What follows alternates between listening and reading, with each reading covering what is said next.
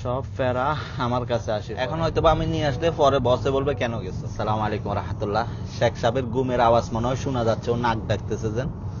এখন ঘটনা হয়েছে, ও এই সময় ঘুমায়, মানে এশারের পর ও বাইর হয়। সো আজকে একটু তাড়াতাড়ি ওকে কল দিছে বসে ছেলে মেয়েদের জন্য কিছু খাওয়ার অর্ডার করছে, ওগুলা রিসিভ করতে যাব।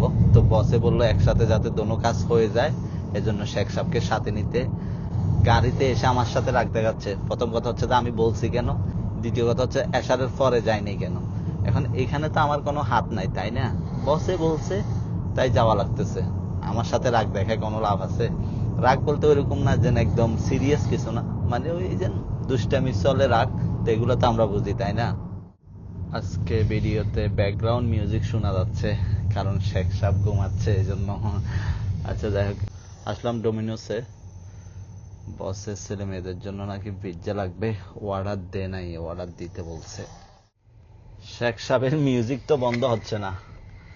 যাই হোক, এখন কি করতাম চাই, ওকে কিছু বলতে পারতেছি না।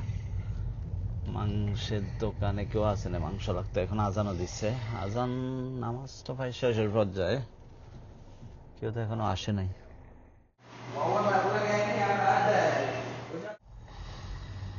15 মিনিট টাইম দিছে, এতক্ষণে তো হয়ে যাওয়ার কথা, কেননা মাংসের দোকানে লেট হয়ে গেছে। পাইপ ফিটিংস এর দোকান থেকে কিছু জিনিস লাগবে, দেখি এখন পাই কিনা। ফাইল একসাথে নিয়ে নেব, কালকে দিনে কাজটা করে ফেলতে পারবো। আসসালামু আলাইকুম।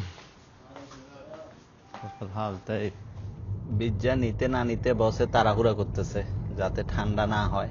এখনো শেখ সাহেবের জিনিসগুলা বাকি আছে, ওগুলা নেওয়া লাগবে, লেট হয়ে যাইতে পারে, বুঝতেছি না কি করব। সুপার মার্কেট থেকে কিছু জিনিস লাগবে, এই সুপার মার্কেট থেকে নিয়ে নিই, একটু তাড়াহুড়ার মধ্যে আছি, অন্য সুপার মার্কেটে যাইতে পারবো না। শর্মার অর্ডার আছে, শুধু রিসিভ করে নিব, তাড়াতাড়ি রিসিভ করে নি। সব ফেরা আমার কাছে আসি পরে। এখন বসের বইনে কল দিছে, এক জায়গা আছে নাকি নিয়ে আসার জন্য।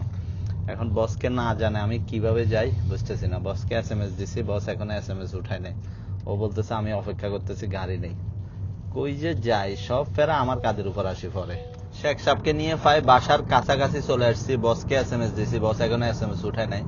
বুঝতেছি না কি করব, ফেরা নাই গুলো এক্সট্রা। এখন হয়তো আমি নিয়ে আসলে পরে বসে বলবে কেন গেছো।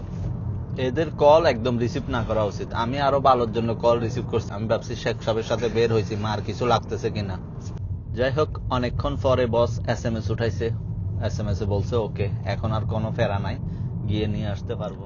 এই এখন গিয়ে ওনাকে নেব। ভিডিওটা এখানে শেষ করব। সবাই ভালো থাকবেন ইনশাআল্লাহ। আসসালামু আলাইকুম।